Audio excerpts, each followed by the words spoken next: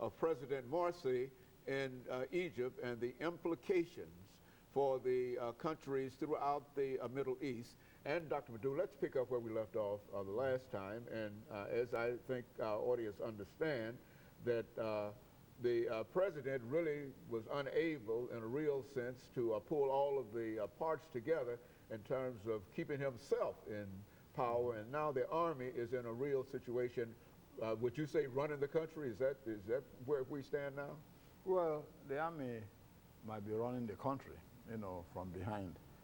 But most people, were upset, saying, well, the Egyptian army subverted the constitution by overthrowing a freely elected government.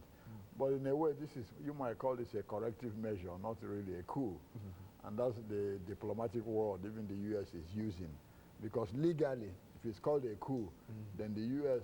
will cut off that 1.5 billion immediately to the Egyptian government. So it's being called a corrective measures instead of a coup, semantically, to avoid that legal quagmire. That's the difference between billions of dollars. How you use those two words, whether it's overthrow or whether it's a coup or whether it's a real adjustment. And the army is trying to make the adjustments in a real sense to hold on to that money. That's correct. You call it military adjustment instead of a coup. So that avoids, losing that 1.5 billion, because that's what will happen. The Congress made it clear. Any coup, that money will be cut off immediately. So that's why even the State Department is careful not to use coup, while supporting the army, because they have some planes, some F-16s now in the pipeline that we are going to be delivered, and the U.S. government say we still deliver them. Ordinarily, if it was looked at a coup, they would stop that delivery quick. It happened to Pakistan before and all this. And in the 90s, in Algeria, the Islamic Salvation Front won an election, clean election. But the army came in and crushed it. Say, we don't want an Islamic state here. So this is not the first time that an army... This is not the first time that an army in an Arab country has stepped in to stop, a group from taking power. Because the army in Algeria saw the same thing. Say, hey, if this will come to power, no more democracy in this country, no more elections. So we have to stop it now. So that was stopped, immediately. Even in Bahrain, the same time, had the Arab Springs. Yeah, the people in Bahrain were agitating. They don't want their king anymore. The majority of them were Shiites. The ruling class, the king included, are Sunnis. Okay, now, the United States and Saudi Arabia and all this, we are supporting the Arab Springs, in Libya, in Tunisia, in Yemen.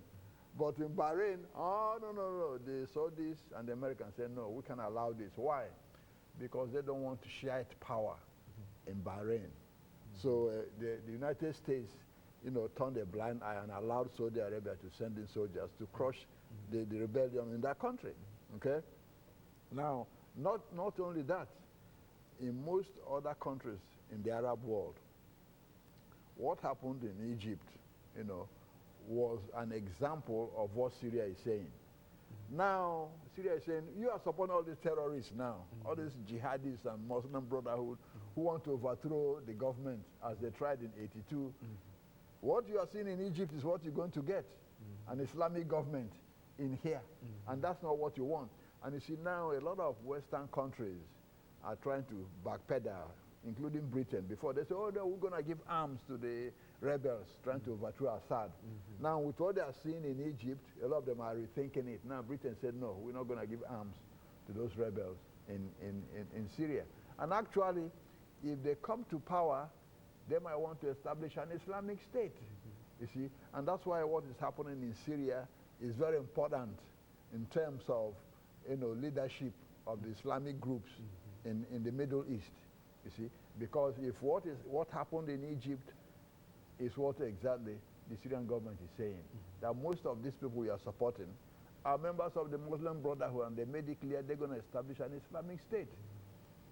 It's very important because you have the same dynamics in Syria that you have in Egypt. You have a large Christian, a prosperous Christian, minority in Syria that's also part of the country. And they are scared that if the rebels win, overthrow President Assad, they will drive out all the Christians too. You see? Now, the people in Iraq who are they supporting? People will wonder. They are supporting Syria because they are Shiites who run Iraq now, as opposed to Sunnis when Saddam Hussein was there. You see, so you have Shiites in Iraq supporting Syria. You have Shiites in Syria supporting Syria, because the Syrian government, the president is an Alawite, and the Alawites are part of the Shiites. Okay, see, that's that constellation.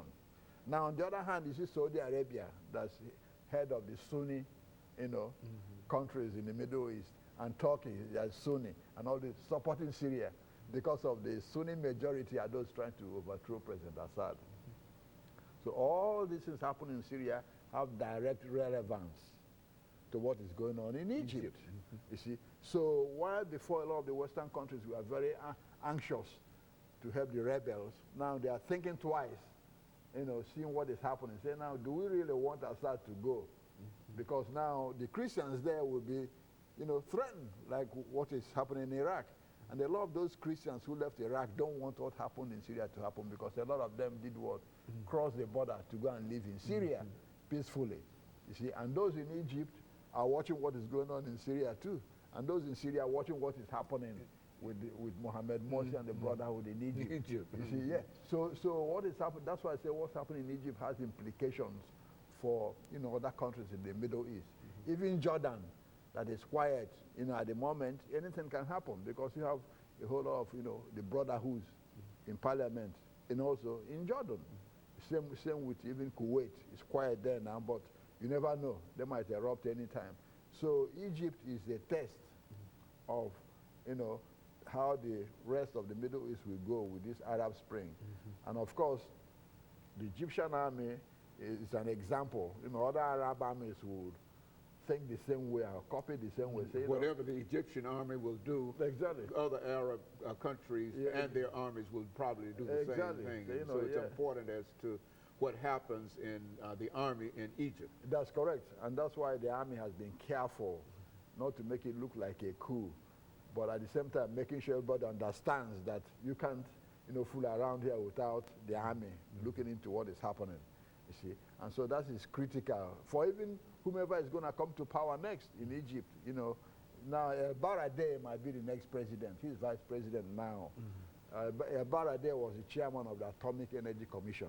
When Saddam Hussein was in power, doing all those inspections. He's Egyptian, so he's the current vice president for foreign affairs, in order to make the Western countries feel comfortable. You think in a real sense that he might be the possible choice of the army? In other words, the army has to make a selection. And that's correct. Indirectly. Yeah, indirectly. And he would be agreeable, you think, to the United States and some of the other Western nations. That's correct. He would be agreeable as a vice president. Exactly. Okay. And as president, he will be agreeable to the army. And so you're going on record in a real sense in saying that you predict that the next president of Egypt will be the vice president, the former vice president, primarily because of his connections with the United States and other Western nations, and that he would be against the establishment of an Islamic state. That's correct. In Egypt. That's correct. And that is the fear that most people have.